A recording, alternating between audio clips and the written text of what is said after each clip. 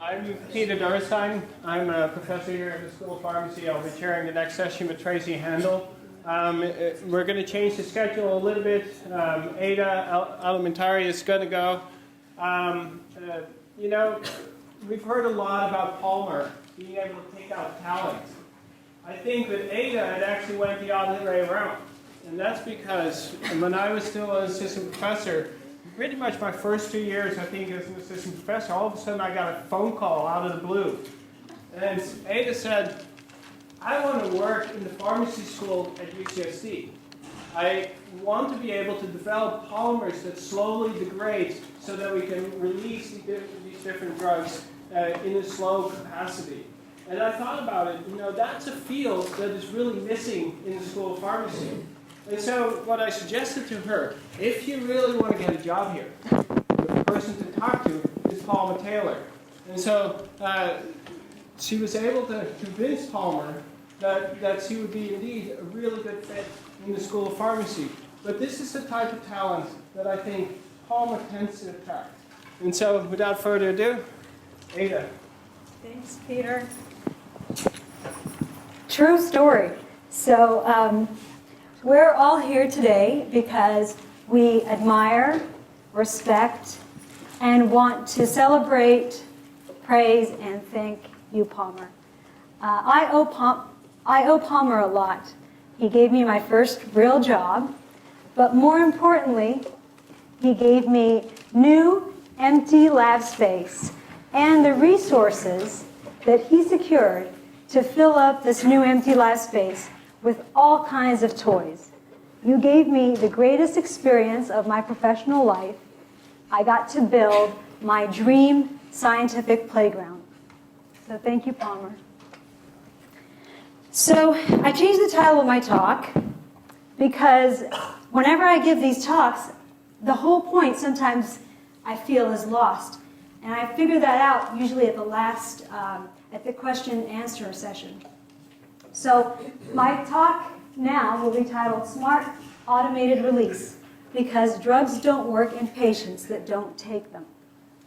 So as scientists and clinicians and healthcare providers, we tirelessly work towards discovering, developing, going through the FDA process, the treacherous FDA process, and commercializing drugs that cost almost $1 billion to develop, only to find out that once the patient is prescribed the drug, maybe only 3 of 4 of these patients will go out and fill that prescription. And of those 3, so of the 75% that are actually filling the prescription, these 3 will only take the drug half the amount of time that they're supposed to take the drug. That's such a big problem that it costs about, in hospitalization healthcare costs, this issue of patient adherence, $300 billion a year. And this may be surprising to some, but when I thought about it, it's not surprising at all. I consider myself an average person, and I know that I find it quite hard, actually, to pay my monthly bills on time because I forget. Only until I automated that process did I start paying my bills on time, and it did miracles to my credit score, and actually it really improved my mortgage rate, so it made a big difference. I knew all along, I just forgot. And my dentist is never happy with my flossing, no matter how much I try. And we all know that we have to exercise 3 times a week or 4 times a week, but it's hard. It's hard to do what you're supposed to do. So my idea is to take the patient out of the equation, to automate it, automate your drug delivery like you would automate your bill pay. So how do we do this? Well, we build these particles, as Peter mentioned, out of polymers. Polymers have this wonderful property of being highly processable. You can make them into tiny particles. Inside, you can entrap and encapsulate biologically active molecules that are diagnostics or therapeutics. They could be proteins or small drugs or large drugs, hydrophobic, hydrophilic. And when you put them inside these particles, you essentially turn off their chemistry or their biological activity. And if you can design these polymers with a chemistry that degrades, or as we now call it, depolymerizes in a controlled manner, you can control the biological activity of these drugs or diagnostics. So this degradation or this release has to be stimulated, and the stimuli, we focus on two types of stimuli. One is inflammation and the other is light activation. So I'll tell you just briefly a few of the systems that we've developed. So this is the cover of Time magazine from about 10 years ago, highlighting to the public how important inflammation is in almost every major disease in the U.S. And this is a review that we wrote where we talked about the hallmarks of inflammation. They're usually a buildup of reactive oxygen species that is so much so that it creates oxidative stress in the microenvironment of that tissue. Also a buildup of metabolic byproducts, acidic metabolic byproducts. So a hallmark of inflammation is oxidative stress along with mild acidic pH. So we decided at that time there was no drug delivery vehicle responsive to physiological levels of these reactive oxygen species and acidic byproducts. And so we decided to build drug delivery vehicles that are responsive to physiological levels of inflammation, pathological levels of inflammation. The other stimuli that I had an interest in is, this is the electromagnetic spectrum. And in this region between infrared light and visible light is what's known as the tissue transparency window. It's light of wavelengths 800 to 900 nanometers. This wavelength can pass through a certain amount of tissue, biological tissue, and you can do some chemistry with this wavelength. And it was an area that I was excited about. So over the years since I started here, we built a small reading room of polymer chemistries that you can see up here. And we've added to the polymer chemistry world because before this work, you couldn't really find a polymer that you could use in people that was stable for a prolonged period of time, but on command, on stimuli, and in this case we're doing inflammation and light, on stimuli it degrades rapidly. So stable, but then can rapidly degrade, and in doing so can rapidly deliver the diagnostic or the drug. So here are some of the chemistries that I'll talk about today, some of the polymers that we developed that are responsive to inflammation, and each one of these is going to be in a small story. And once we build these polymers, we can process them into particles and fibers and such using a variety of formulations and engineering techniques. And I won't go into the details, but people's PhDs are basically into developing these kinds of techniques, where we can encapsulate proteins, small molecules, large molecules, drugs. Now, once we build these particles, there's one key advance that we were able to achieve. Remember I told you the key was to get polymers that are stable for a long time, about a year in the body. But when you stimulate them, that command that we engineer them to respond to, they degrade rapidly. So this was the first graph of its type in the literature. What you're looking at is a hydrodynamic volume or radius of these particles. So here's an electron micrograph of these particles, and this is their hydrodynamic volume as measured by DLS. And the material, the volume is stable, the hydrodynamic volume of the particle is stable until the mass puts in the stimuli. And did you see how it goes from cloudy to clear? That's because it's gone. And this is what that DLS data shows. So we're very proud of this, these kinetics because they were very difficult to achieve. We're able to do this using a mechanism called AND logic gate, if you remember circuits in undergrad physics, where you need two inputs that are in series in order to get the desired output. That's how we do it. So I won't belabor that point, but I do have a video that I show to when I do public outreach talks, and I think it just quickly brings everybody to speed. So I'm going to share this with you. In this case, the stimuli is light. Okay, so these are the particles that we made and this may or may not work. These are the particles that we make out of the polymers. In this case, they're stimulated with light, and the light activates one chemistry to occur. That chemistry then catalyzes the degradation of the rest of the polymer strand. And so you compromise a piece of the particle, and the payload is released. So this is what seeing is believing. This is what it looks like under the microscope, these kinds of particles.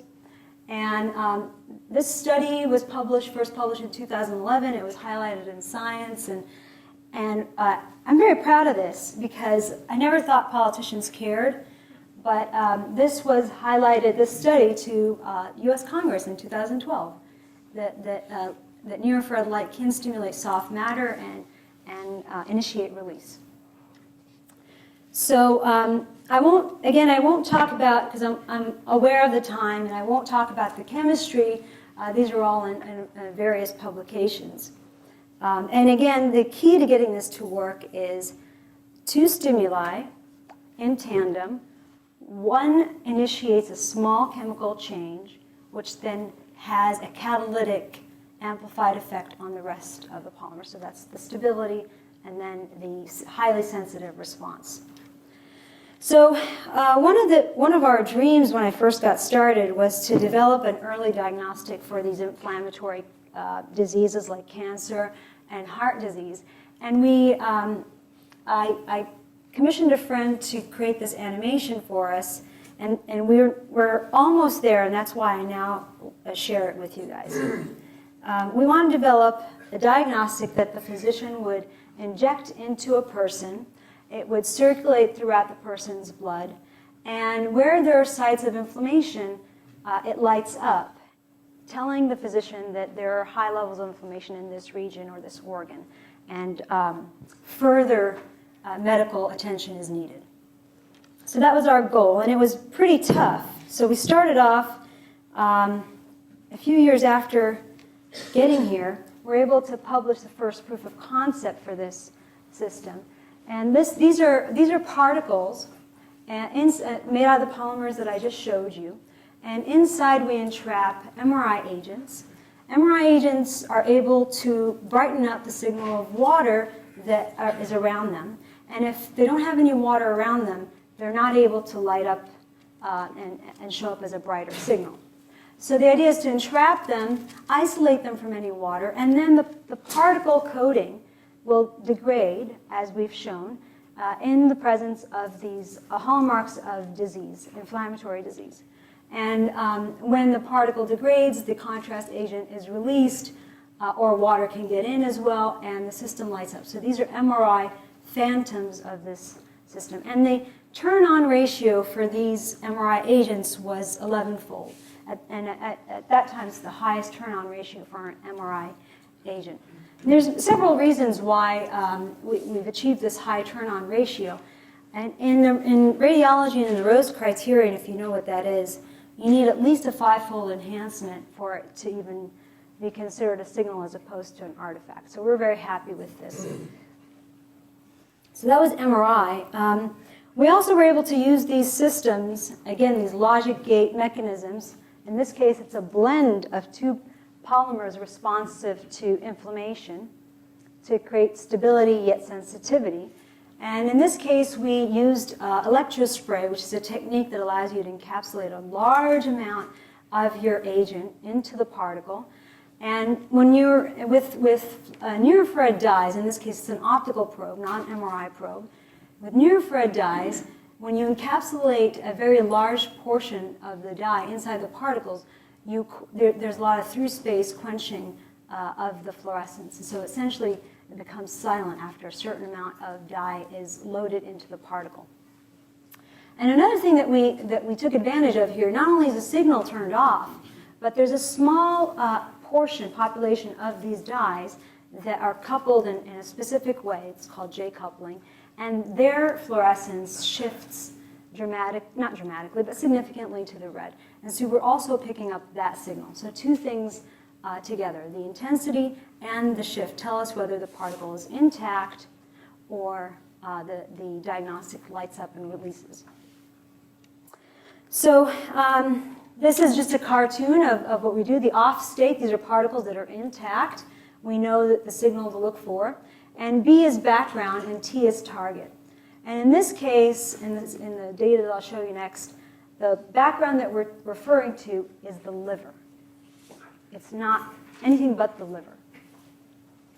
So, and then we start looking for the on state, the specific fluorescence and the light up, which we call activation. So this would be passive accumulation of the particles, and this would be specific activation because there's inflammation.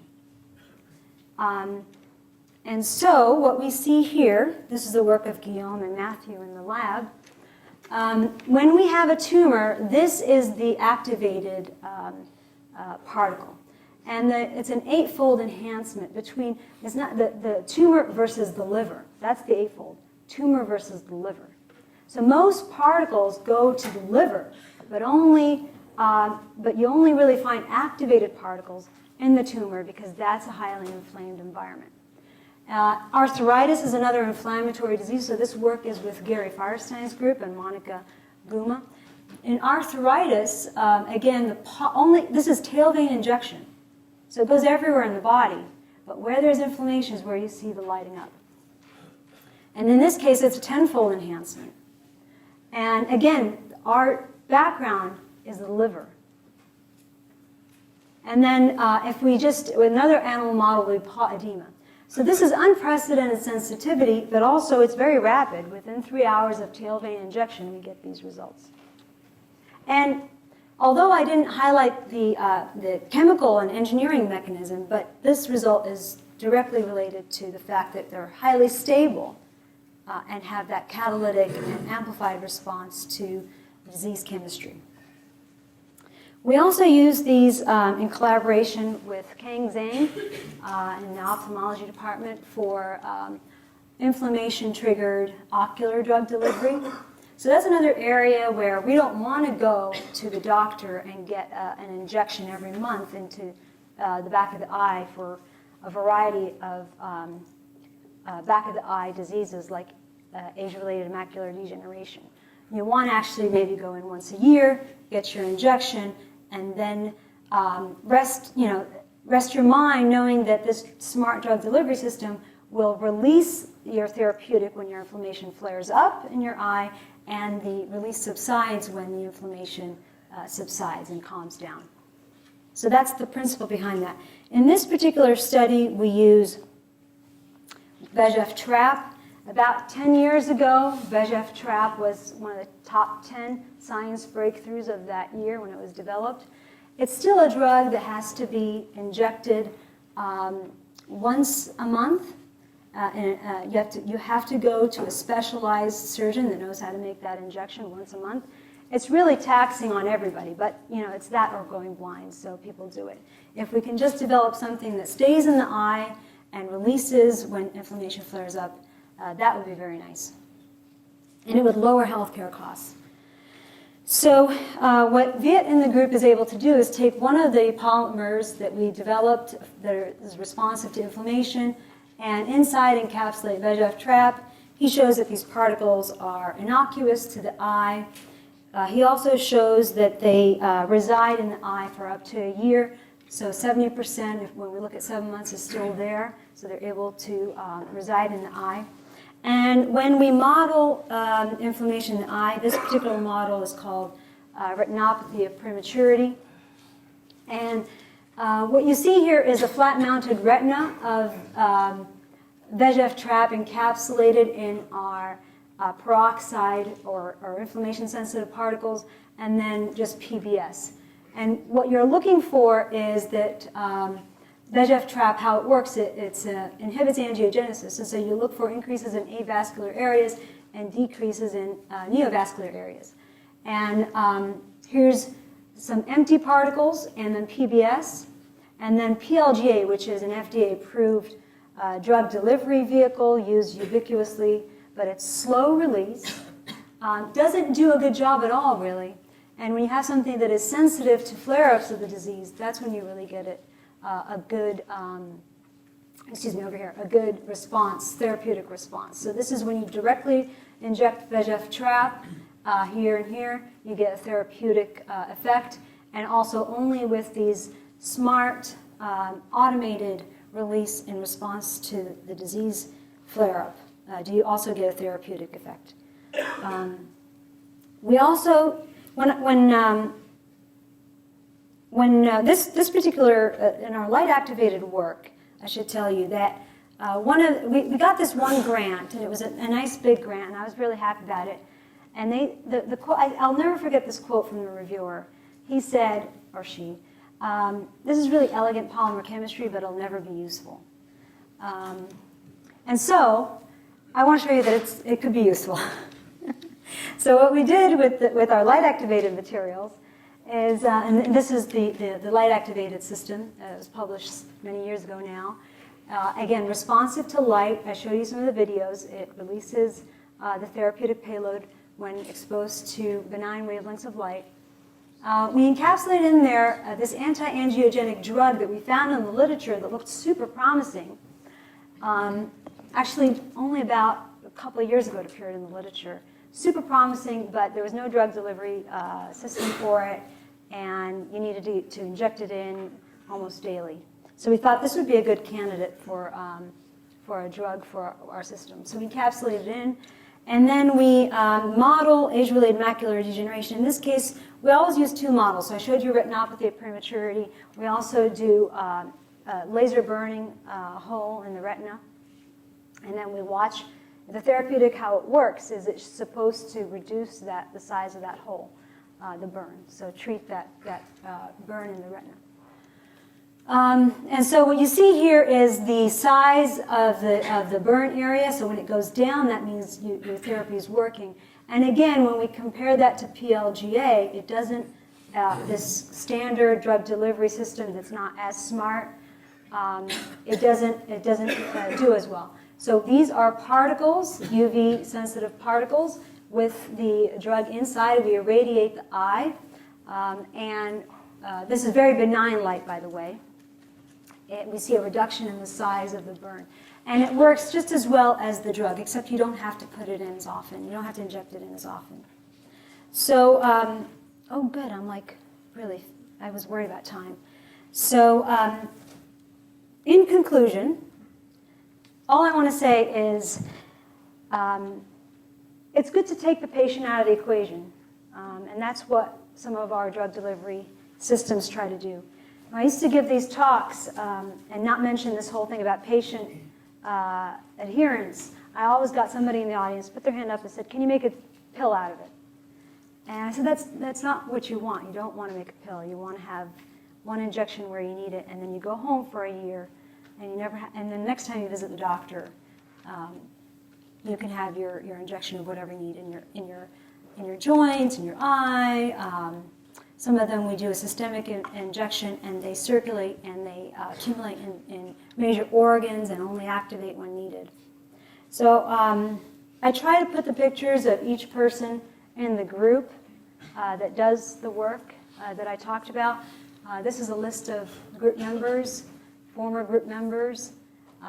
We're in this beautiful building that was almost brand new when I first started. And I have to thank, of course, the generous funding that we have from various sources. But I want to tell you a little story about this particular award that I got. And I have to thank Palmer because I got here in September of 2008. And within about a week or so of arriving, I got an email from Palmer. He forwarded this grant opportunity, prestigious New Innovator Award. And he said, you should apply. And I looked at the deadline for application, and it was 2 weeks. So this is my boss. I just got started, you know. So I said, okay, I will. And then I made an appointment with him, and I made an appointment with another senior faculty member. And I went down with my menu of favorite projects, and trying to bounce ideas off of Palmer. And I had a secret favorite project, and as soon as Palmer saw it, his eyes lit up. And without hesitation, he said, you should write on this. I said, okay, I'll do it. And I saw another senior faculty, and I said, okay, I'm thinking of applying for this. It's due in 2 weeks. And he said, oh, hold on. We don't have data. These are very tough. It's, it's almost impossible to get these. And then 3 projects look very similar. Anyway, so I wrote it on what Palmer suggested. It was my secret favorite one, and got the award. I would have never applied if it wasn't for Palmer saying you should do it. So thank you, Palmer. I also learned so Palmer has many angles to his brilliance, and everybody knows that he's an extraordinary scholar and mentor and leader. So I'll give you an example. I love wine. I was at a wine event, and I met the Staglin family there. And I learned that not only do they make exceptional wine, the proceeds of that wine go entirely to mental health research, to academics like myself. I got pretty excited. I love wine. I love research. There was all this capital campaign on campus, and I decided to give it a go and engage them and try to get them to fund a center in mental health research that I was working also in that area. They invited me out to their vineyards. It was so much fun. But then I failed miserably at trying to get them down to visit UCSD. We are supreme leaders in the area of mental health research. And it was really frustrating. So we had this faculty dinner, and I mentioned this to Palmer because he was so successful at fundraising through families like the Skaggs, and I owe the Skaggs family my startup. So I was telling Palmer this story, and immediately with such, he's artfully streetwise, immediately with such quick wit, he said, create an award for them. They'll come down to receive that. So I learned a lot more than you think from you, Palmer. Thank you. Thank you, everybody.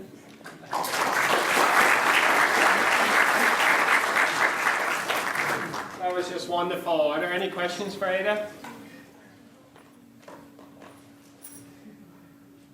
If you have light activation in the eye, how do you control that from patient to patient? Because people being outside and different wavelengths of the light and whatnot, that would get into the vitreous. So the light that we use is more intense than ambient light. One of the things I've thought about is, say you're brushing your teeth in front of the bathroom mirror, and I'm just spewing out ideas.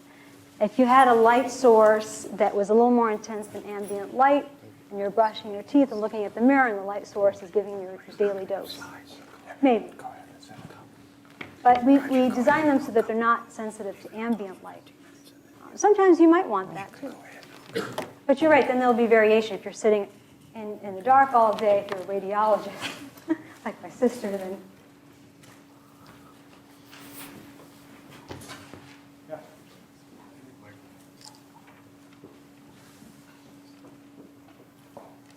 Thank you. We're a little ahead of schedule, so I thought I'd ask this mundane question. The chemistry is exquisite, and the concepts are innovative. I'm wondering, there must be a lot of specialization in making the particles into these spheres and placing the drugs in them and ensuring that the chemistry of the polymer doesn't change. Would you say a few words about that, please? Oh, yeah, you're absolutely right. When I talk in this 20 minutes, I don't give each area. I could just give an hour talk on the formulations, and that's very challenging. You're right. It's a rich field, pharmaceutical sciences and formulation science. So we put a lot of effort into that. Stabilizing the payload typically is the hardest part. If you have a protein, the process of making the particles can damage the protein, damage its activity. We do a lot of using cryoprotectants and pressure protectants and things of that type to protect the payload mainly, more so than the polymer. Do the spheres form spontaneously, or how is that accomplished? So take, for example, electrospray. You can form either a fiber or a sphere, and it depends on the viscosity of the solution that you're spraying from, the electric charge that you're applying to the jet stream that you're spraying from. That's an electrospray. In emulsion technology, they form droplets depending on the pressure that you're using to homogenize the emulsion. A lot of times we pass them through tiny little membrane holes that bubble off like those bubbles that you blow when you're a kid. When you were a kid, how you blew those bubbles, and if you moved, you got a tube, and if you didn't move, it butted out into a circle. Those are some of the things that we use to control the shape. Last question, because we do have David Brenner who's going to say some welcome remarks. Just a very quick question then. A surgeon friend of mine once told me that 95% of all cancers are cured by surgeons. But it did emphasize the point that it's really important to have early detection. And so I was fascinated by your detection system. And I'm curious, what is the resolution currently? What's the resolution and the sensitivity of the technique of detecting small tumors? So resolution meaning how small is the tumor? We haven't tested that limit.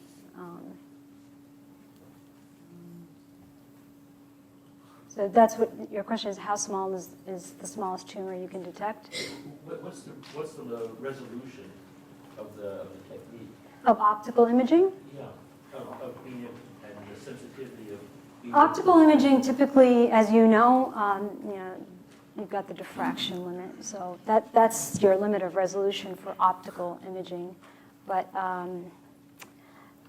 as in terms of the size, when can it detect it, we never tested that, no. But you should be able to detect small tumors because they should also be inflamed. They should. I think as the tumor gets a little larger, you get more and more buildup of inflammation. We don't know. Great. Well, let's thank Ada for just a wonderful and inspiring update. We're very pleased to have David Brenner give some welcoming remarks after Ada's welcoming remarks. David, as many of you know, is Vice Chancellor for Health Sciences here at UCSD and Dean of the School of Medicine. Thank you. I want to apologize for being late. I actually have a good excuse. I was showing probably our biggest donor is the Jacobs Medical Center, which is now 93% done. So I'm trying to keep us all healthy and happy. So I think my time was well spent.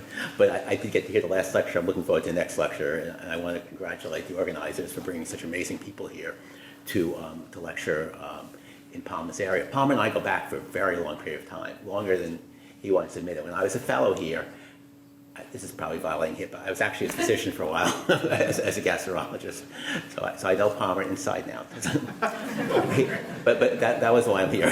What I'm here to say that I don't know anyone. I'll challenge anyone to name a single other person who founded two of the highest level institutions in academic medicine. Palmer was the division chief of a division in medicine, and then spun it off to pharmacology to make the nation's premier pharmacology department. And that is enough to rest on your laurels, and he should have. But instead, he had a completely second career that he went and founded the Skaggs School of Pharmacy and Pharmaceutical Sciences, and in an enormously quick time. I mean, like you couldn't imagine how fast it went to being, a hole in the ground, to being the premier research pharmacy school in the United States. And I don't know any other place, School of Pharmacy, would have a symposium at this level. And the last point I want to make is that historically related to, his father and my grandfather were both pharmacists. And we compare notes, and the expectation for pharmacists in those eras are very different than the expectation for pharmacists now, as you see by these lectures. So I think, in his own personal history, he has shown the emergence of pharmacy from, sort of a craft, to one of the premier biomedical sciences that's responsible for advancing for the next 50 years. So for all those reasons, I want to add, I know I've heard that many other people give congratulations, but I'd like to give one more round of congratulations to Palmer. So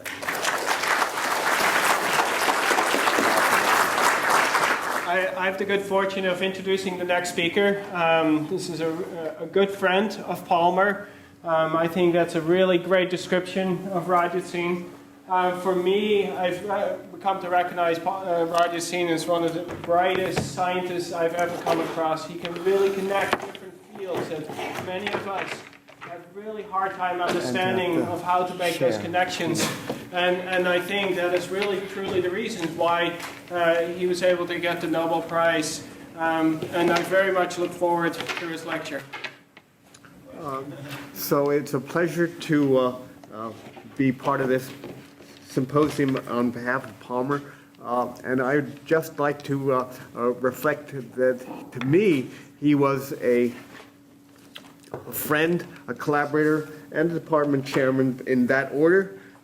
I started with met Palmer first, I think it's 1979 or 1980 or some year around then, when you were on sabbatical. Both you and Susan were on sabbatical in Cambridge, England, where I was already a postdoc. And I was about to start, or I was applying for my first faculty positions. I don't quite remember because my brain is turned to Swiss cheese. But I was a postdoc, and Palmer gave me invaluable advice about the UC system.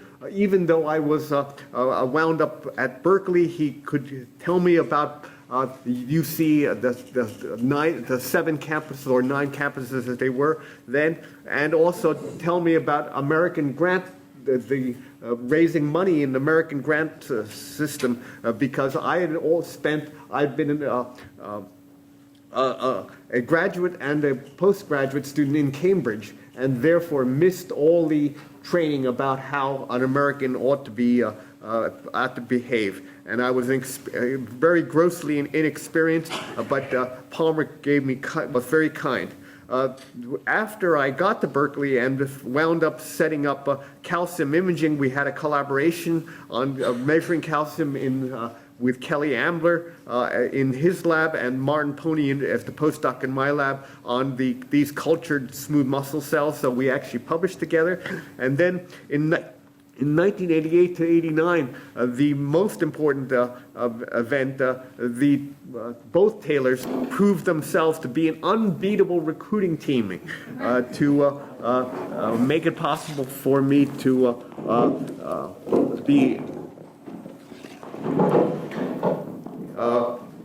join the departments of chemistry and pharmacology.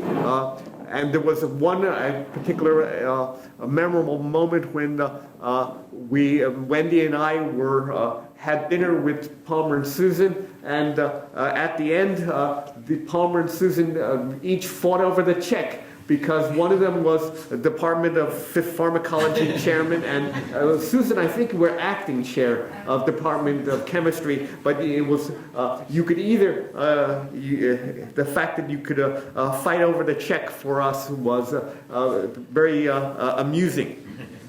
Wendy and I even stayed 1 month in your spare apartment somewhere nearby.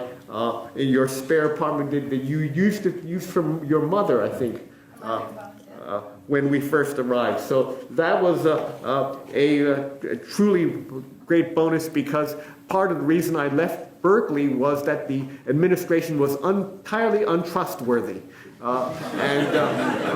The difference between that and Palmer and Susan being both good friends and absolutely trustworthy was remarkable, and that's why I've never left since. Well, at the time I started with ionic signaling, especially calcium imaging, which was the first phase of my career, and that led to cyclic AMP imaging for a little while with Susan, which quickly led to fluorescent proteins, which most people know only about the fluorescent proteins in my career, but that was really just a phase of my life. Plus my father's death from cancer led the pursuit of cancer imaging, as it turned out, largely based on matrix metalloproteases. However, I've long been interested in neuronal plasticity and synapses, as Palmer has shared that interest and obsession with protein ages, and the interest in matrix metalloproteases led me to my current topic, which is the fourth phase and last phase of my career, molecules for long-term memory storage. And Varda Levram, a long-term collaborator, and Sakina Palada, a new graduate student, relatively new, are the people in my lab who are involved with help in mass spectrometry from these three people, including John Yates at the Scripps. So to get to the cut to immediate hypothesis, lifelong memories, I suspect, are stored as the pattern of holes in the perineural net. Now, what is the perineural net? The perineural net is a specialized form of extracellular matrix deposited around we presently believe around practically all neurons, and this extracellular matrix is laid down during critical periods of development in the brain.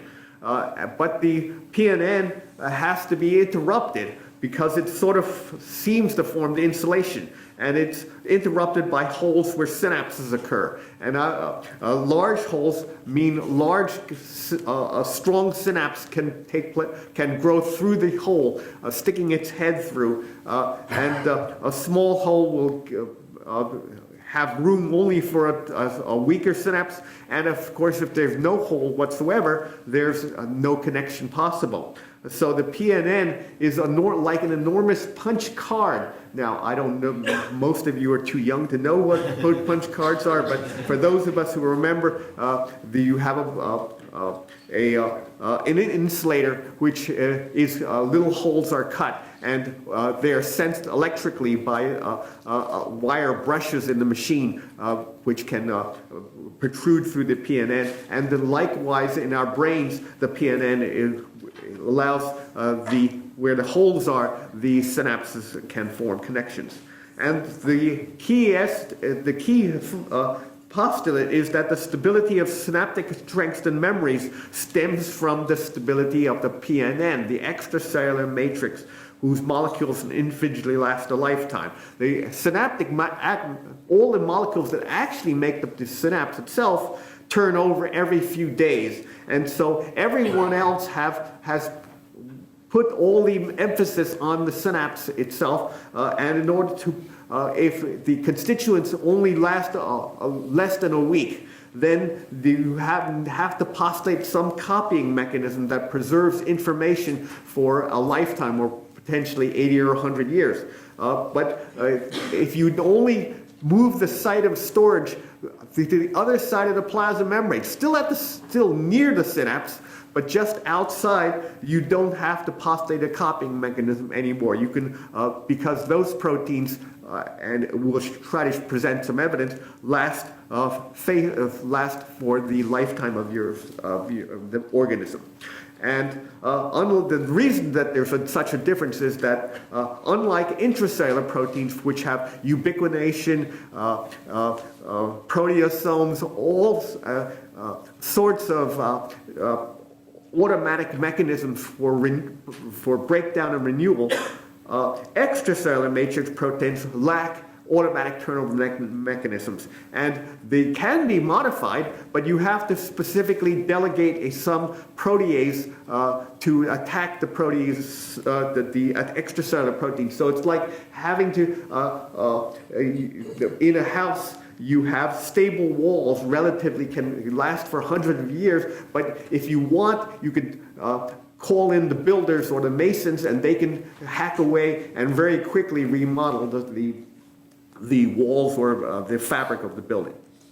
So the perineural net has this sort of structure, and it, like so many things in neurobiology, the first description goes all the way back to Romani Cajal in the early 20th century. But we now know that they consist of various chondroitin sulfate proteoglycans, linked proteins, etc., organized around hyaluronan chains of carbohydrate, as diagrammed here. And the PNNs are excluded from synapses. So here the green staining is the PNN throughout, and in this case, we're labeling CSPGs, or here in hyaluronan, or here link proteins, but it doesn't matter. The PSD95 is a marker of the postsynaptic density as the traditional synaptic marker.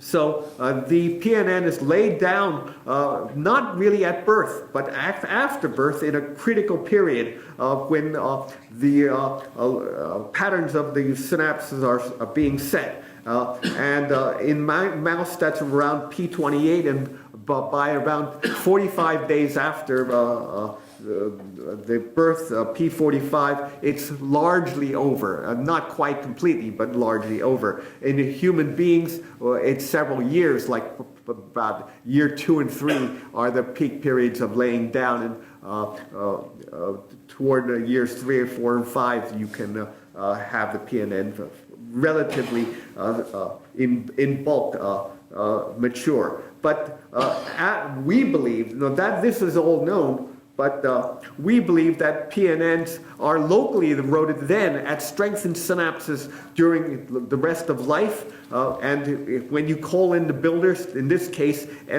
matrix metalloproteases 2 and 9, they degrade the PNN at defined sites and create a hole, and that enables the synapse to stick its head if there is not a synapse past, or if it's a weak synapse, to swell and slightly grow stronger. And you go from a state like this where there's PNN in the way to here where the PNN has been cleared aside and pushed to the edges of the synapse. And you have the synaptic zones, the presynaptic and postsynaptic zone.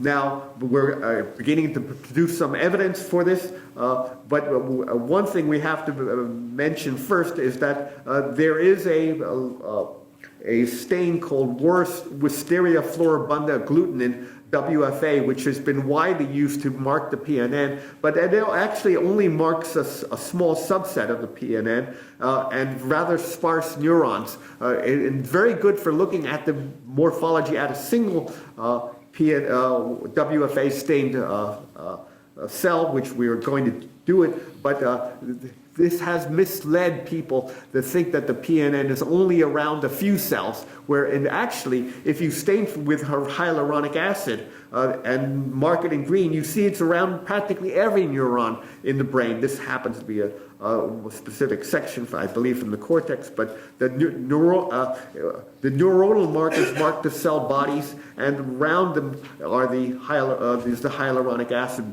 marking the PNNs, whereas the WFA is only around selected neurons.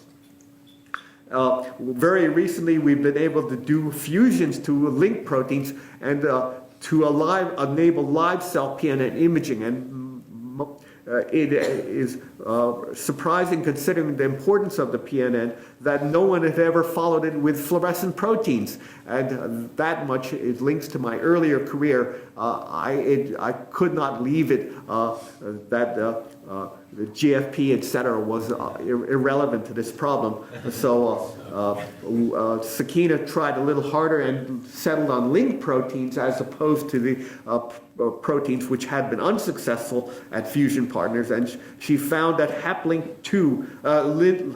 1, or better known as CRTL1, cartilage homolog 1, can be fused to venous and steadily accumulates around neurons in culture and develops here just the same appearance, where the green stain is marks is pseudo-color for the venous, the haplink 1, and the synapsin 1 is a presynaptic marker, and PSD95 as a postsynaptic marker, roughly coincides and fill the gaps where the green PNN has a made way for a synapse to form.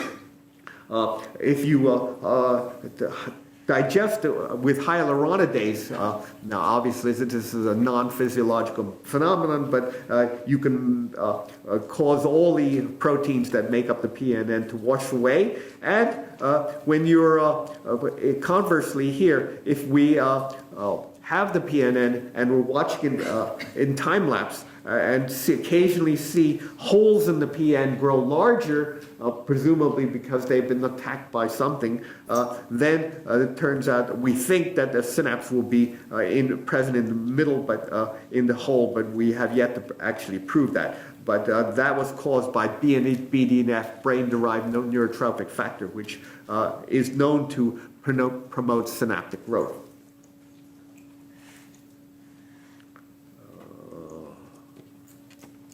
Okay, now neurons, now what about an electron microscopic view? Because actually we need electron microscopic resolution to see the detailed morphology. And neurons actually appear coated seemingly with PNN wherever synapses leave gaps. So here the black staining with a diaminobenzoate precipitate formed with a WFA stain, and you see that the PNN is all this heavily stained dense material filling, and this is surrounding this neuron at high resolution. This is a postsynaptic neuron in the hippocampus, and the neuronal soma has been engulfed in PNN everywhere except at the synapses. So the synapses are marked by yellow arrowheads, and here's the synapse, and you can see the synaptic vesicles, and here mitochondria and synaptic vesicles, and here and so on. And everywhere seemingly that the synapses do not form a close contact, then the PNN forms an insulation. So it's here's PNN, synapse. It's PNN, synapse. PNN, PNN, PNN, all throughout here, synapse, PNN, and so on. And the astroglia are a little bit further removed, and the myelin here also. Inside the cell, you have lipid granules like lipofuscin, because this is from a very old mouse. And okay, this is serial block face scanning electron microscopy, or better known derisively as the decatome, doing about a 50 micron section of about 200 some slices, again of a WFA neuron. And there's the lots of serial sections, and we're going forward twice and back. And now here's the tracing. Now first, to begin with, the yellow is the postsynaptic neuron, all this zone here, and the purple was the presynaptic density, and the synaptic vesicles are lining up. So this is what most people concentrate on. Postsynaptic in purple, the presynaptic in purple, yellow is postsynaptic. But now here, unusually, we're starting to trace out the PNN. Now the first thing to notice, there is an artifact here. These regions here are the mitochondria, and they are not the PNN, but they look just as dense staining in DAB precipitate, and so it's an artifact. You must disregard these objects because they're inside the postsynaptic neuron, and they obviously are not PNN. But all this cyan stained pseudo-colored material is the PNN. And it's occupying really pretty much everything, all the extra space left over that wasn't filled initially by the presynaptic terminal.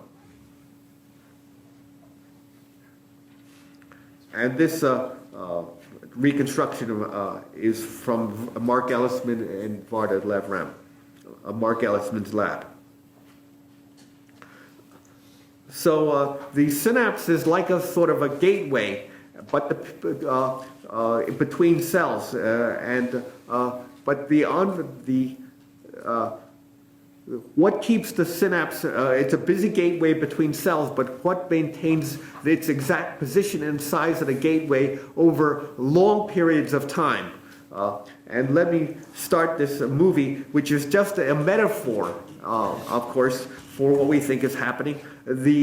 What maintains the size of the gateway is the stone wall, at least until it's modified by masons. So a day in the life of the synapse, and the light is fading, and the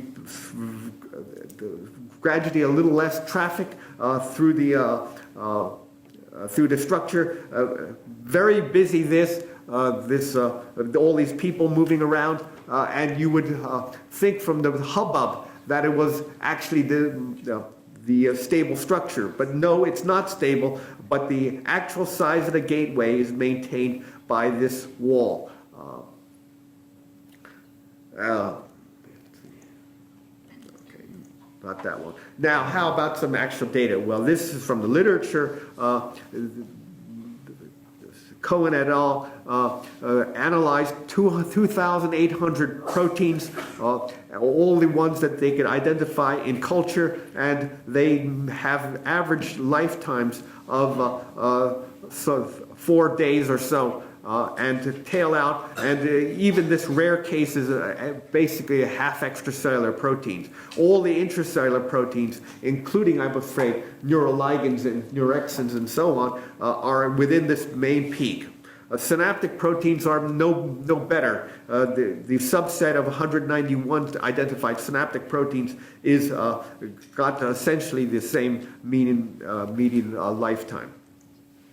However, we tried to, no one has ever concentrated much on the PNN, so we adopted stable isotope labeling in mammals, pioneered by other people, and fed nitrogen-15 food to females, and mated them still in nitrogen-15 food, and the pups were grown on nitrogen-15 food up to P45, the end of what we believe is the end of the critical period, and throughout this time they were nitrogen-15 food, and at P45 we switched them back to nitrogen-14 for the rest of their life, and sacrificed them at various time periods, and including time 0, just to be sure that everything was nitrogen-15 labeled. And to identify the proteins, but the most interesting were taken 6 months later and 18 months later. And you will see here some of the favorite proteins of synapses: CAMK2, synapse 1, CPBEB, that's Eric Kandel's favorite. Have all very short lifetimes. In other words, the nitrogen-15 has all been washed out after 6 or 18 months continuous feeding of nitrogen-14. But look at here at the PNN. They have relatively stable proteins and are retain considerable amount of their nitrogen-15. So any protein that has nitrogen-15 still within it, and largely nitrogen-15, has got to be a protein that was laid down at the first P45 days and survived in 6 months inside the animal. And if it's not, it seems not to be perfect, everyone in the field accepts that myelin basic protein is metabolically very stable, and it shows up very comparable to the light blue bars. That's the light colored bars. The dark colored bars have yet a further loss, but still there's a significant distinction between 18 months. Now, for a mouse, that's nearly the end of their life. That's senility, practically. And they still retain enough percentage that we can reliably quantify it. And I suspect the mice, the reason mice are tuned to turn over nearly all their proteins at the end of their life is that is the natural lifespan. They're essentially probably turning senile. So proposed molecular mechanisms in the literature, at least three were proposed. CAM kinase 2, which is the favorite of John Lissman, PKM zeta, which is proposed by Todd Zachter, and CPPB, and a sort of a prion-like protein, favorite of Eric Handel. All three previous hypotheses have postulated postsynaptic location of the proteins and involved signal transduction factors such as protein kinase and translation factors. In contrast, the PNN that I propose is extrasynaptic instead of actually intrasynaptic, and I propose it's a structural protein rather than a signal transduction. And the mode of activation will be by proteolytic attack to enlarge the synapses, and you'll see that in a moment. The readout mechanism is the simplest possible one, is just competition. We postulate competition with synapses for space. That is, if you want to make a stronger synapse and grow it a little bigger, you've got to cut away at the PNN. Just as when you want to expand your house to accommodate more guests, you have to actually tear down some walls and build a larger house. Now, actually, you could have something more sophisticated and complicated running around, and we don't have any evidence for or against it, but the simple structural argument is sufficient for now. And crucially, as I noted, there's no requirement for copying individual molecules.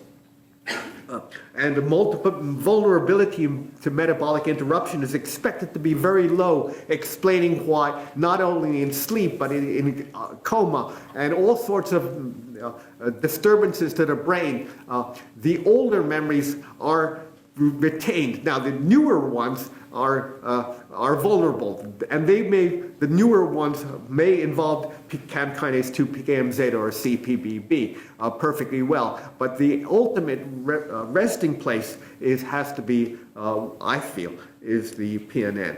And it explains critical periods and much from the literature, and even perhaps why we don't remember things before the age of 3.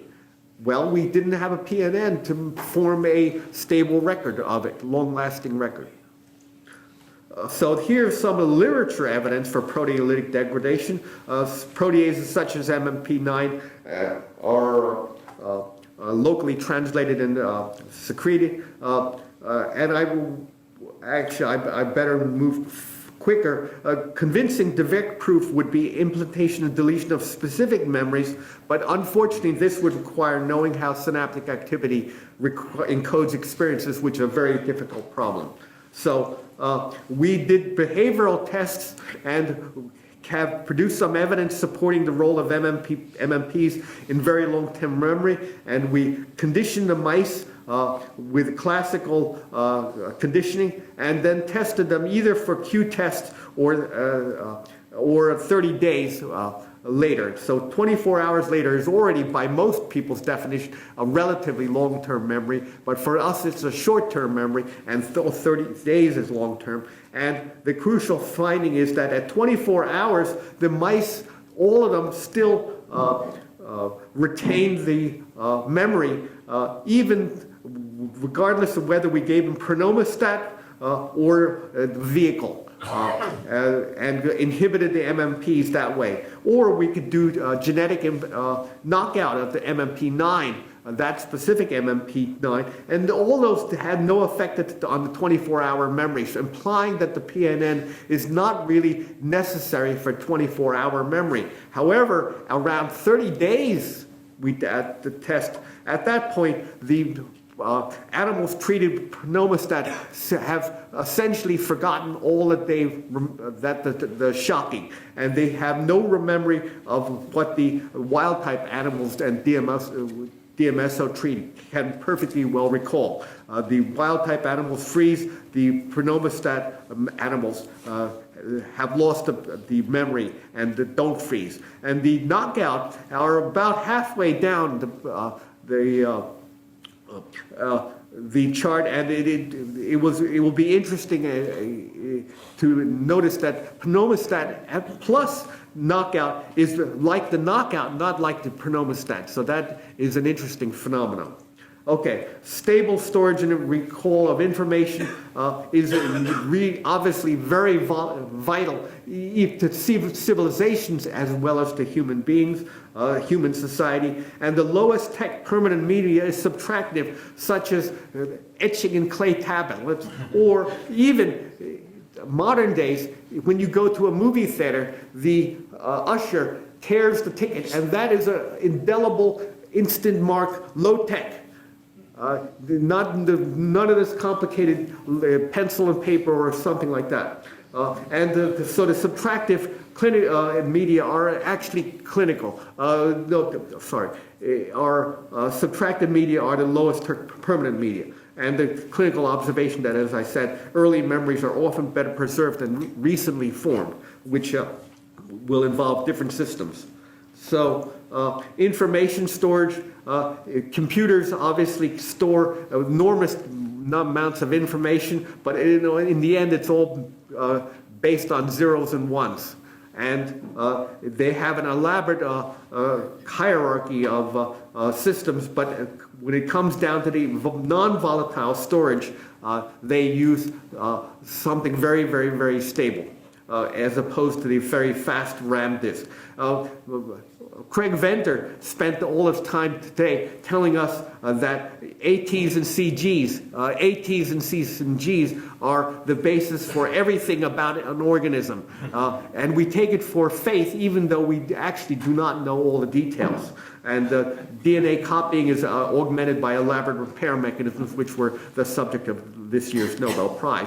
But he didn't mention the brains, and the brains, I think, are equally important. We all know that the memory is the basis of our personalities, and we all typically believe that it's the presence or absence of synapses and strength of synapses that make somehow store them, like ATs and Cs and Gs or zeros and ones, but we don't know any means how they be preserved over the long run, their stability, and this is where we think the perineural net can come in. Thank you.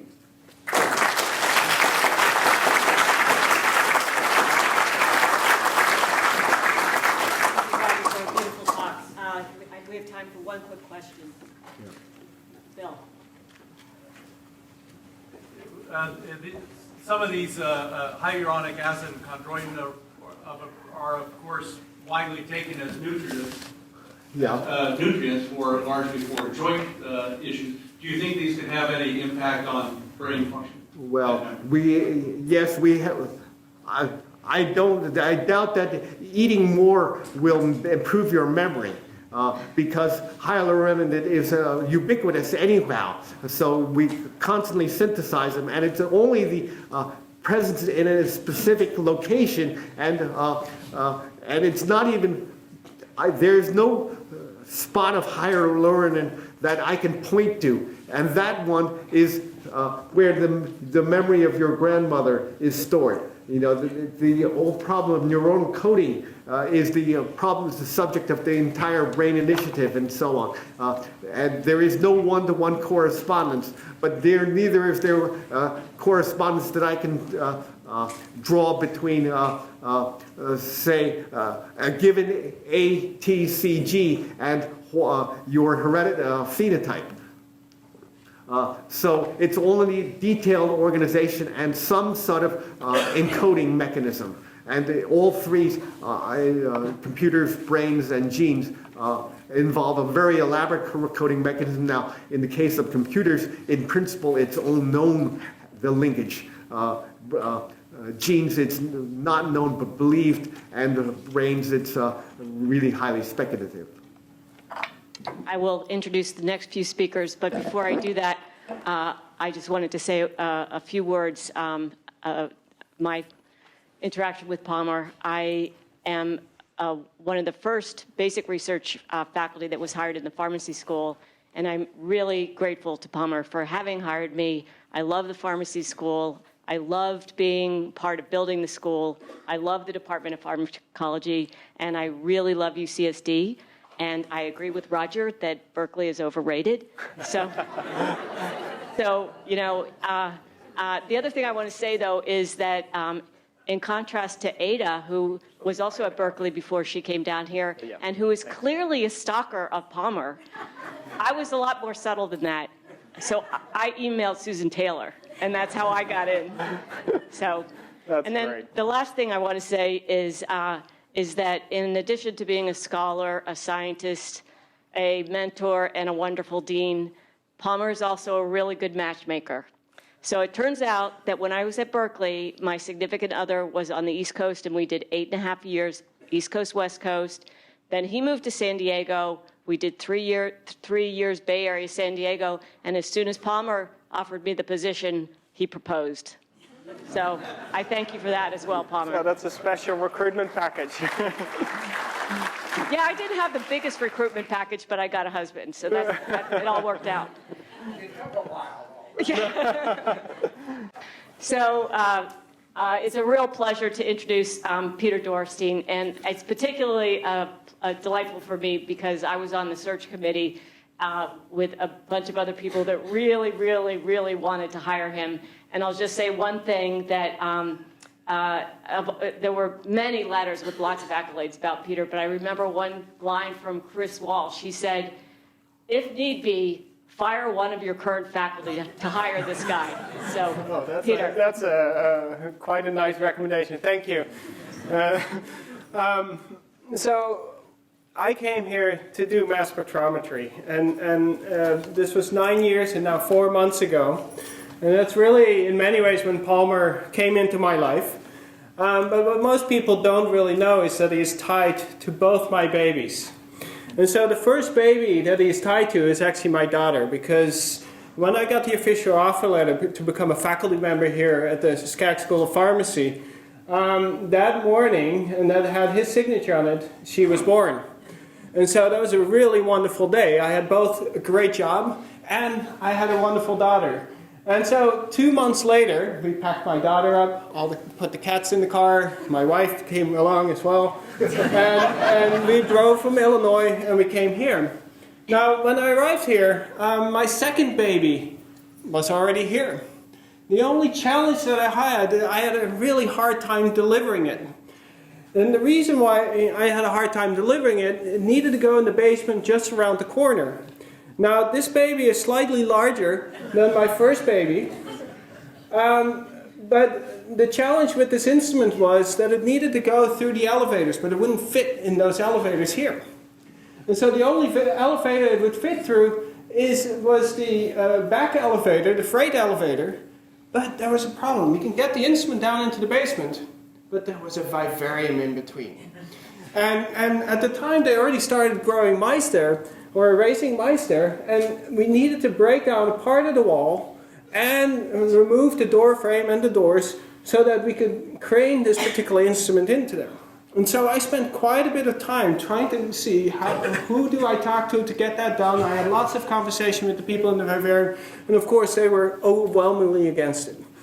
And so I went to Palmer and said, can you help me with this? Because I really want to push my science.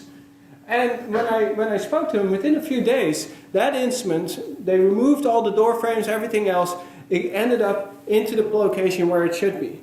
And so one thing that I learned from that is that Palmer really always tries to push the science forward. And I think many people that are sitting in this audience have known this about Palmer. Everything is about pushing the science forward, and that really has made UCSD the institution that it is today. We already heard Tracy was recruited by this, Roger was recruited by this, but it was always about the science and the excitement of the science and how well people fit together. Now, this is a great big baby, and I really like development of technologies and approaches to look at chemistry in biological systems. And so what I'm going to do next throughout this talk is show you some of the methods that we've been able to develop using that particular big baby. One of those methods is really received quite a bit of attention recently, and that is our capacity to create three-dimensional molecular models of any three-dimensional object. And here you can see one of these images featured in a magazine called Science World. This is aimed at 6th to 10th grade individuals that are 11 to 16 years old. Now, typically we don't think of these people actually caring about chemistry. But what we were able to do is translate that chemistry so it makes sense to the community. And now people start to care. And so what I'm going to show you is how do we create these kind of maps and what we are currently doing with these type of three-dimensional maps. Fundamentally, the idea was actually fairly simple. What we wanted to do is we wanted to take a three-dimensional object, we wanted to map the chemistry spatially, and then map that information back onto these human maps. Now, initially what I wanted to do was actually take these atmospheric ionization methods. So there's these mass spec probes that can monitor molecules in real time. And so they can locally desorb on almost any surface you want. But when I went to the IRB and said, I'd like to start this project, they had a problem with it because the tip of these probes have 1.4 kilovolts. And so they didn't think the risk assessment was worth it. And so we had to, I still wanted to do this particular problem, so I had to come up with a different idea. And we simply looked at the human microbiome projects, how they sample the skin surface, and that is using a simple cotton swab. So we took people, and we swabbed them in all different locations, and then we collected mass spectrometry on our big baby. And then we created these three-dimensional models, and that allows you to visualize, do data analysis, and follow up biochemical analysis. I'm not going to show you too many examples of biochemical analysis. You can read the papers, but I'm certainly going to show you some examples of visualization and data analysis. So this was one of our very first images we were able to create. So if you look in the upper right-hand corner, those are the weights of the molecules we were able to detect. And as we're scanning through that, you'll see that there are low-intensity regions and high-intensity regions, but you see it's sort of flickering. What this is simply showing is that there are different chemical distributions that exist on the skin surface.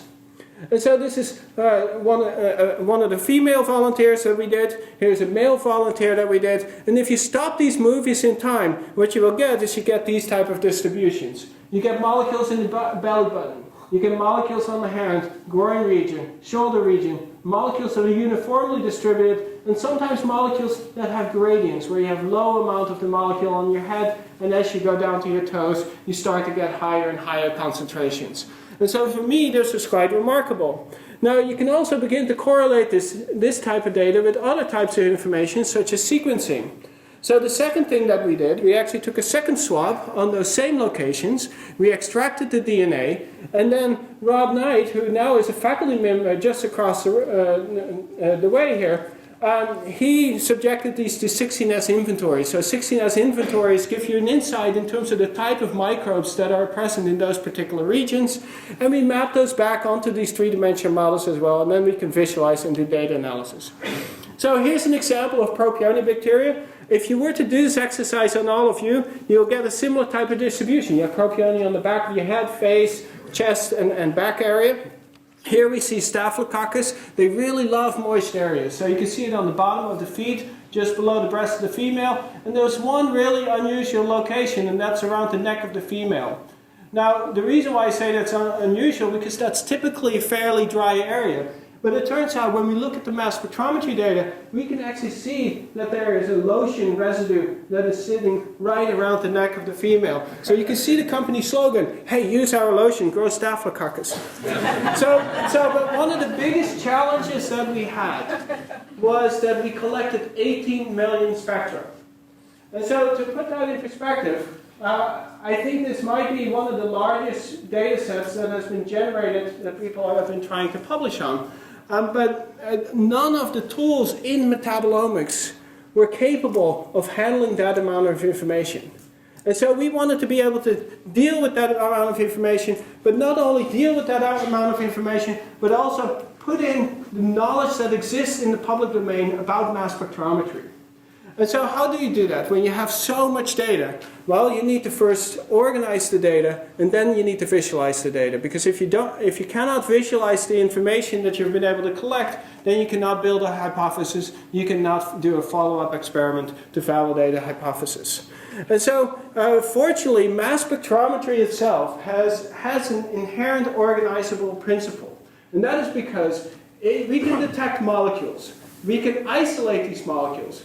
You can hit them over the head with a sledgehammer, which is what we do in mass spectrometry, except our sledgehammer is helium gas. And that gets these molecules to fall apart. And when that happens, it creates a barcode. And that's a unique signature for that particular molecule. And so now if you have two molecules that are related, the resulting barcodes should look fairly similar because the chemistry in the gas phase dictates how they're going to fall apart. And so now we were able to organize that volume of data, our 18 million spectra, and create some sort of map that we can then begin to inspect. And so we simply align these spectra by how similar these barcodes look. And instead of representing these as barcodes or spectra, we now represent these as nodes. And then we connect these nodes, as Bill Gerwick highlighted yesterday, with these edges, and then after the thickness of the edges are define the degree of similarities. And so you get these groups of molecules that are similar. Let's say you have a fatty acid. You can have different fatty acid chain lengths here. You can have a double bond in here. And those are the type of groups that you readily see grouping together. But we don't have just 7 of these molecules. No, we have an entire millions of these molecules. And what we are able to do now is we can begin to create one map of all chemical space that we were able to detect by mass spectrometry. And so this is great. The other thing that you can do is you can go into the public databases and you can get reference spectra. And in fact, we have developed a crowdsourced platform to be able to get those reference spectra as well. But if you have reference spectra of known molecules, you can now begin to populate these maps. And that has been a really powerful strategy to begin annotating and informing us about some of the chemistries that we're seeing. And so to go back to this particular map, what we did is we had these 18 million spectra, but the question is, how do we define the origin of some of the molecules if they're not annotated? Well, one strategy is to, again, create this really large network, but you can then also collect mass spectrometry data of reference data sets. And so in this case, we collected mass spectrometry data on personal care products that those individuals were using. We collected mass spectrometry data on microbes that commonly live on our skin. We collected mass spectrometry data on cultured skin cells. And then, of course, we have our database matches as well as candidate peptide matches, because the proteomics and peptidomics approaches, they are pretty well developed. But for metabolomics, it's actually not as well as we like it to be. But that allows you to begin interpreting some of this information that we're able to see in these particular images. So here we have a molecule that sits on the head of the male and not on the female. Now we can inspect our network and say, oh great, hey, we know this is a beauty product. And if you look at what beauty product it is, now it makes sense that it's not on the female because it's Nivea for men. And so one of the things that I did not tell you is that the volunteers did not shower for 3 days, and that was because we wanted to have an increase in microbial load. But yet, many of the molecules we see on the skin were these personal care products. And so we wanted to know, what does a skin look like of people that are really not exposed to personal care products, that don't shower routinely? And the biggest question is probably, where do we find such individuals? Well, we were able to get samples from hunters and gatherers tribes in Tanzania, as well as from tribal villages in Brazil and Peru. And we were able to sample these and get mass spectrometry data on it. And I'm just going to show you a brief couple of examples of the type of information we can get from some of these samples from the Hausa tribe.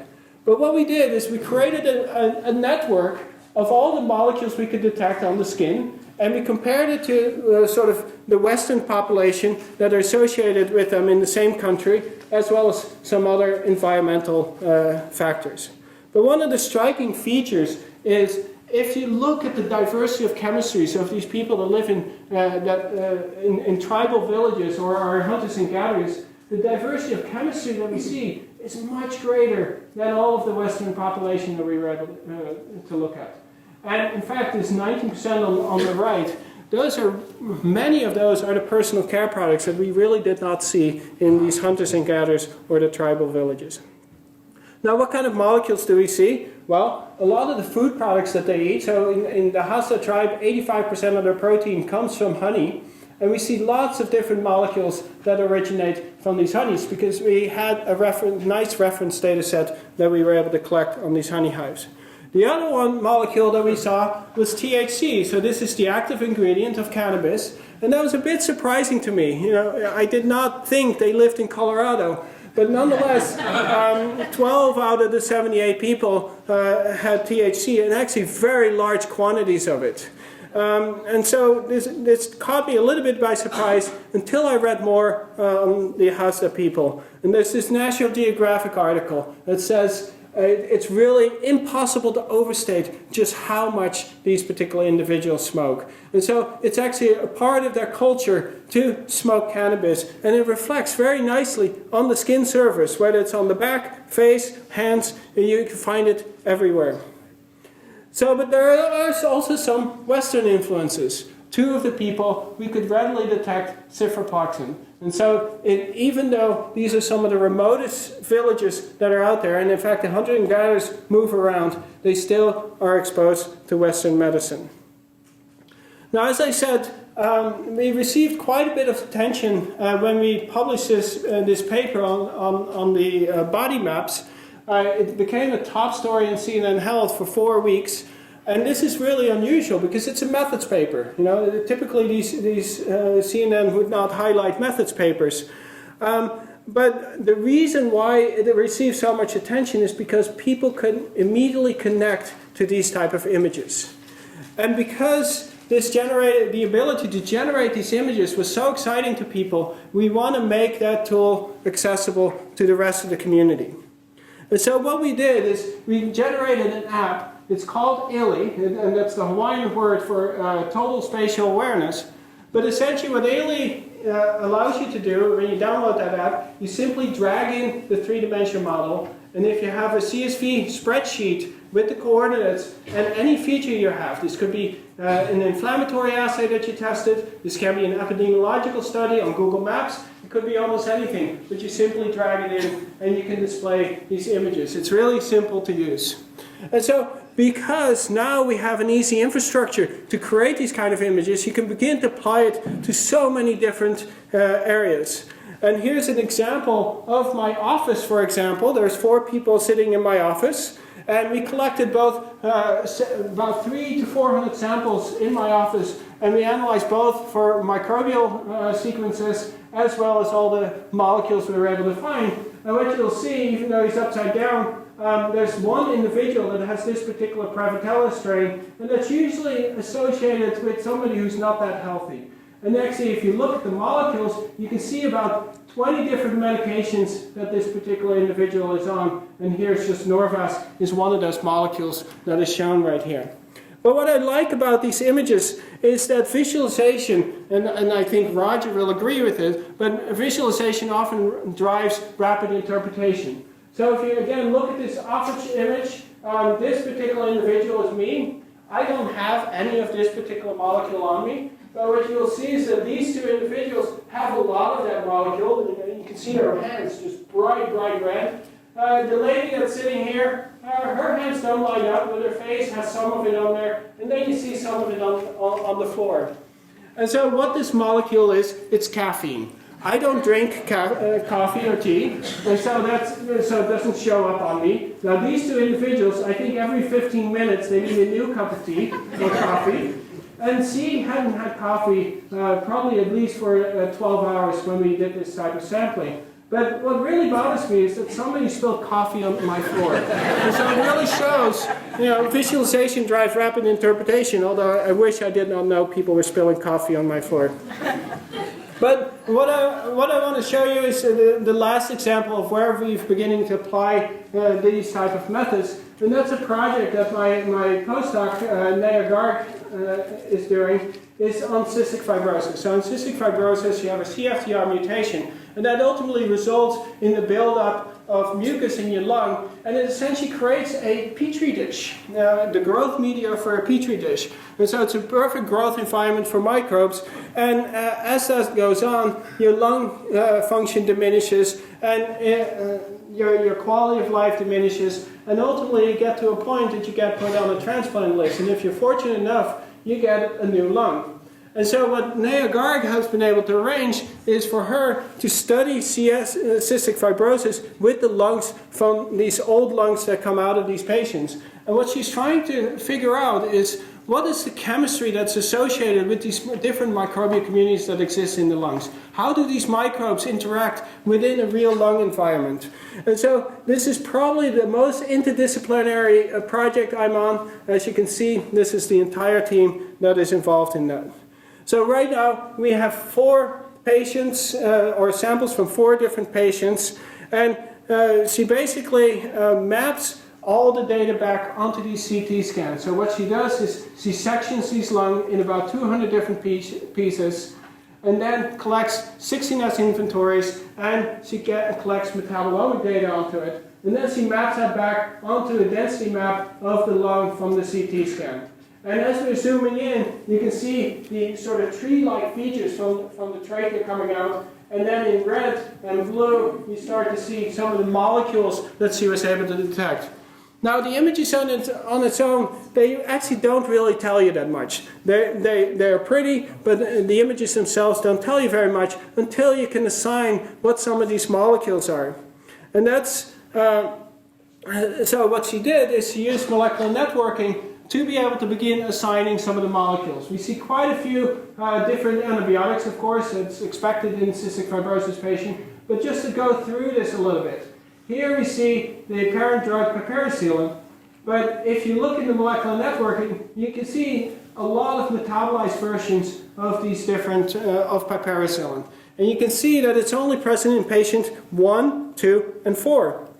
Now, we also have the distribution of these drugs. So in this particular patient, you can see that it's only on the, largely only penetrates the right side, the right lung, and not the left lung, for example. You know, these are images that people have never been able to see up to this point. You also see that this patient has both of these metabolites, whereas this patient only has the top metabolite, and whereas this patient only has the bottom metabolite. So it shows that there's differential metabolism of medications that people are taking, and it does so in a very nice manner. We can see well, here are some of the antibiotics that we're able to see, and you can see all the different distributions that are associated with it. We also got the 16S, and again, you can start to see the distributions of these microbes in there. So here we have Pseudomonas. It's observed in these 3 patients, but very little of it here. But this one is then dominated by Stenotrophomonas. So it really shows that CF, from a microbial standpoint, is quite heterogeneous. Now we can use this information to correlate to some of the microbial molecules that we see. And here's a nice example. Here's a quinolone, and this is not to be confused with the antibiotic called quinolone. This is a quinolone that's actually biosynthesized by Pseudomonas. This is a quorum sensor molecule that's typically associated with monitoring cell density of related organisms. And what we see is that there's actually no spatial correlation between the two. I would have expected, if Pseudomonas is throughout the entire lung, that this molecule would have been seen throughout the entire lung. And so what's going on? Well, there could be 2 possibilities. It could be that this molecule is silenced in all the other regions in the lung, or that it's upregulated in this region of the lung. And so we first wanted to see if that second question was possible. And how do we find the factors that are possibly responsible for upregulating this particular molecule? Well, one possibility, if there is an interaction with Pseudomonas that leads to the upregulation, then there may be factors that are spatially distributed, co-localized with this particular molecule. And how do we find that? Well, we do spatial correlation networks of all the microbes as well as all the molecules. And so this is what a spatial correlation network like that looks like. And so you have some organisms sitting here, and then you have molecules that are spatially co-localized. And one of the things that we see is that in the region where we have this quinolone molecule, we see a variety of different organisms that are also upregulated. So now our hypothesis is that Pseudomonas is interacting with these organisms, and that's why we're seeing upregulation of this particular metabolite. Now that's a testable hypothesis, so we can go to the laboratory, we can take Pseudomonas aeruginosus and then put that next to Staph aureus and look for those quinolones. And you see, when it's interacting with Staph aureus, a hyper upregulation of these particular quinolones. The other thing that we see is we see an increase in biofilm formation.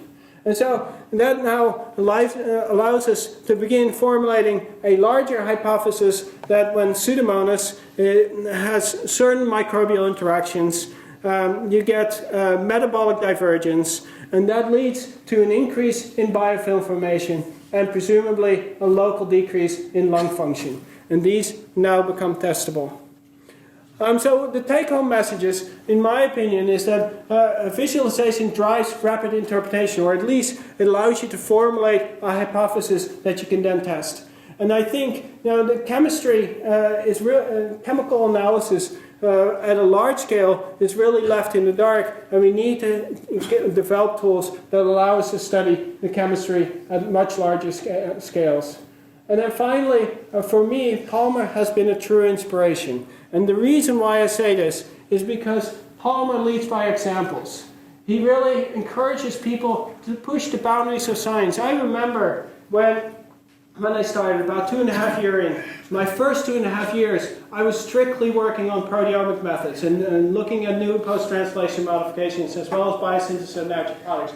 And I really became interested in the questions, how do microbes interact with each other? And he was really supportive of this major change that took place in my laboratory, where I was doing 100% proteomics to about 10% proteomics.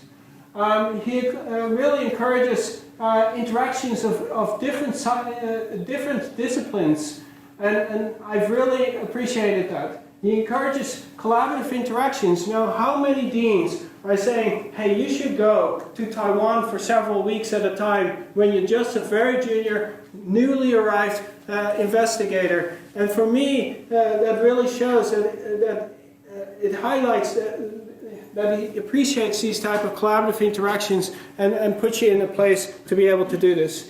And this one is actually plural.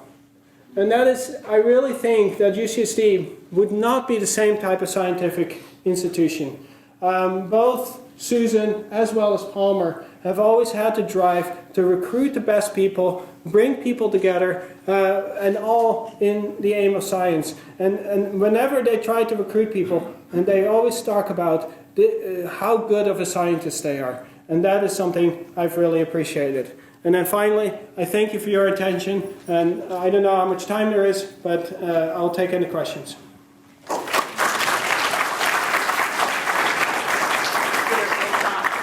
time for 1 or 2 questions. Roger.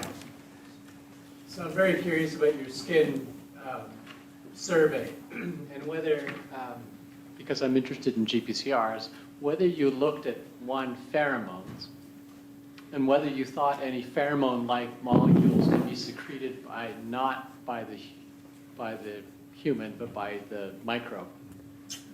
I think that's a great question, and I would say the answer is yes. Now, have we found specific ones? Not yet, but I think it's only a matter of time. And so there are some of these steroid-like compounds that are made by the microbiome, so that those could easily serve as ligands for the microbiome. For your ligands for your receptors. So I think ideally I know of at least one proposal that a friend of mine has submitted to screen at larger scale all these different receptors for binding of microbiome-derived molecules. So it's an obvious direction that we need to begin looking into. But one part of it, though, would be that you must create an environment for those particular microbes for a pheromone purpose. So it may not be a sterol that's related directly to pheromone secretion, but creating an environment that the microorganism would grow in. Yep. Other questions? I think it's a beautiful question.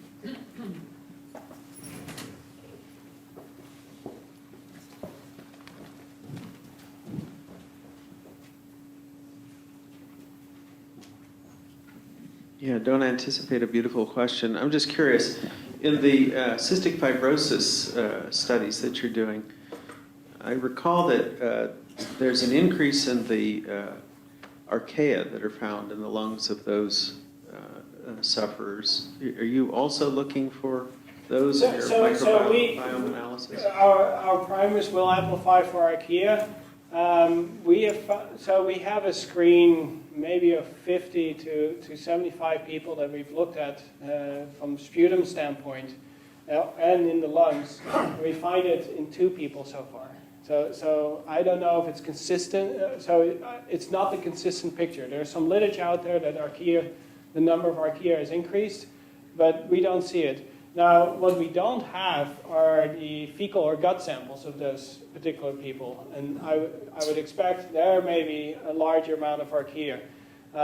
Whenever there's some sort of dysregulation and inflammation, we do often see an increase in archaea in the gut, and the lungs we just haven't seen it very often. So the follow-up comment question is: some of us think that archaea have a much slower generational time and actually can stay resident, let's say, in the skin microbiome, where you might find them on the back of the ear of a mouse for very long periods of time. Since you've done this assessment of the skin microbiome from natives in places where they're retaining, have you seen archaea on them? And then that might give rise to some interest in looking at how long their colonies last. That's actually a really good question. So I actually haven't, for these tribal people, I haven't looked at if they contain archaea, but for the Western people, we see them in all of them. So there's a small percentage of archaea that we always find in the skin populations. And I don't completely recall the location, but I know one location has a belly button, which makes sense. It's hard to watch. Yeah. So they are observed. Yeah, we can check. The maps are there.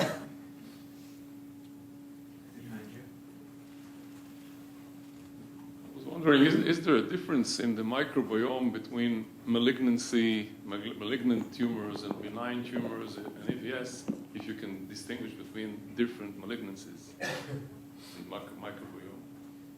I think that's a great question. I actually don't have an answer for that. I would suspect, since there is differential metabolism in the different tumor grades, that's going to promote growth of different microbial communities. So I would expect there to be changes, and it would be easy. I mean, that's something fairly easy to test for. I know there are some people looking into the microbiome associated with different tumors, but I don't think they are published yet, the ones that I can think of. Okay, let's thank the speakers again.